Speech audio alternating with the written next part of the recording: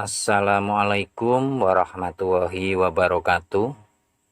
Masih bersama Ari Family 59, media informasi dan edukasi. Informasi kali ini adalah tahap pengangkatan tenaga honorer jadi PPPK penuh waktu, malah tuai pro kontra. Tenaga honorer sudah mulai menemukan pencerahan mengenai bagaimana pemerintah akan mengangkat non-ASN menjadi PPPK.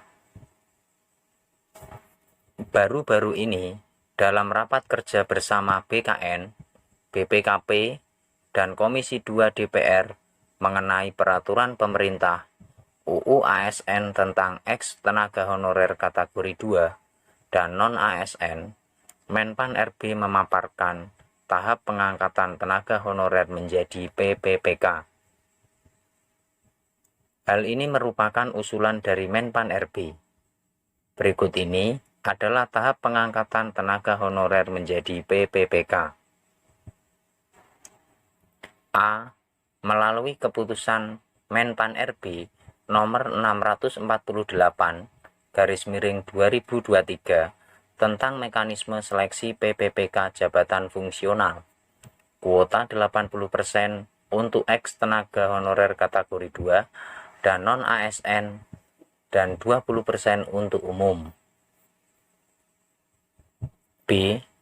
Verifikasi dan validasi dilakukan oleh BPKP dan BKN terhadap non-ASN yang telah terdata.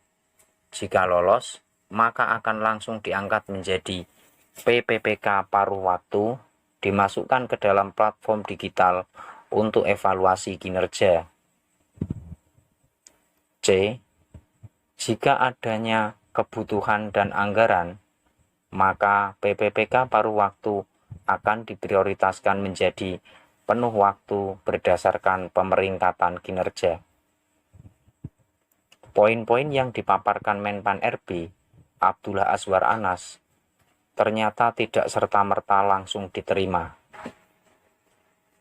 Sebelumnya, saat Menpan RB mengatakan kembali adanya seleksi, Komisi 2 DPR Jumirat Girsang menyatakan tak setuju, di mana seluruh tenaga honorer harus diangkat tanpa harus ada seleksi ataupun tes.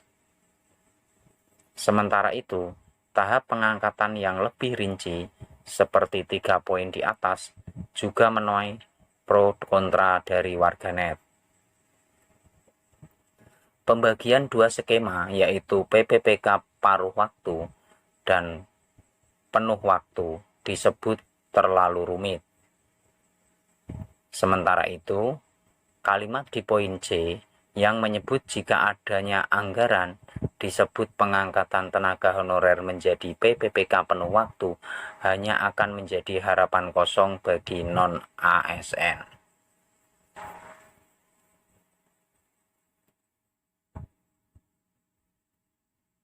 Yang jadi ribet itu ada PPPK paruh waktu dan penuh waktu. Jadikan PPPK aja selesai dengan metode verifikasi dan validasi yang ada di database BKN, ungkap akun bernama @nasigoreng7079. Paruh waktu kalau dibayar setengahnya dan kerja setengah waktu masuk akal, tapi kalau kerja full time seperti ASN dibayar setengahnya jadi tidak manusiawi, ungkap @hani Dika Saputra 3406.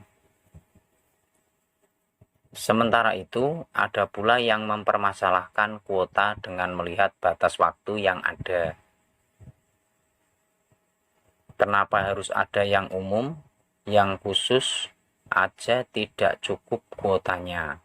Tulis akun bernama @asrilandi8612. Pengangkatan tenaga honorer mau dihabiskan Desember 2024. Tapi kuota terbatas. Bagaimana bisa cepat habis? Tulis akun lain @romlah3839. Kendati demikian, Menpan RB dan Komisi 2 DPR tetap memiliki tekad kuat untuk menyelesaikan permasalahan jutaan tenaga honorer ini. Peraturan pemerintah masih terus digodok agar menghasilkan yang terbaik tanpa mengecewakan para tenaga honorer. Terima kasih, itulah informasi tentang tahapan pengangkatan tenaga honorer jadi PPPK penuh waktu malah tuai pro kontra. Wassalamualaikum warahmatullahi wabarakatuh.